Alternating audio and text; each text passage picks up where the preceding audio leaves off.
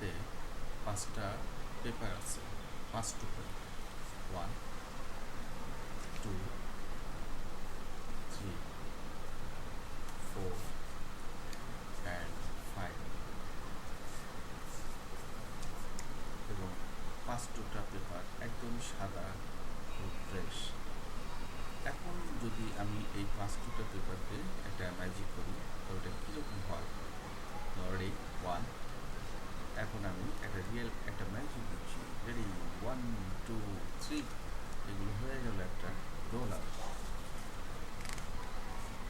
দেখেন, number 1, number 2, number 3, number 4 and number 5।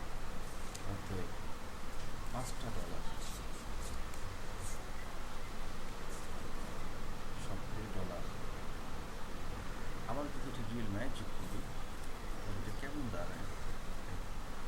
Ready 1 2 3, আসলে এগুলো হয়ে গেল একটা একদম সাদা কাগজ।